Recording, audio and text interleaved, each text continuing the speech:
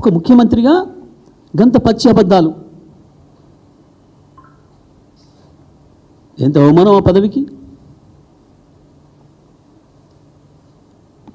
ఏం కొంపలు ముచ్చుకుపోయినా, ఏమైంది? ఎందుకంత భయపడుతున్నావు?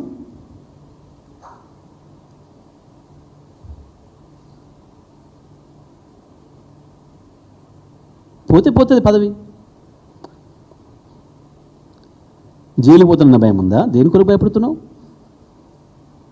నీ ఒక్కడి కొరకు, నీ కుటుంబం కొరకు కోట్లాది మంది ప్రజల్ని బలిపెడతావా? ఇది నువ్వు చేసే పని.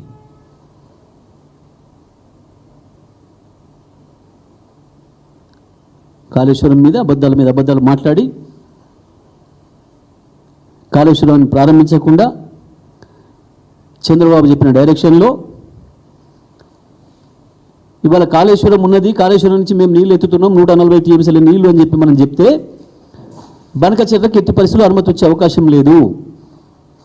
అది మేము చెప్పడం కాదు, ప్రభుత్వం అధికారికంగా చెప్పి కొట్లాడాలి అపెక్స్ కౌన్సిల్లో. కానీ బనకచెర్ల అక్కడ కాళేశ్వరం లేదు, మేము అక్కడ నీళ్ళు ఎత్తుతలేము అంటే ఇలా ఇంకో 140 టీఎంసీల నీళ్ళు మీకున్నాయి కాబట్టి ఇవి నాకు ఇవ్వండి అని చెప్పి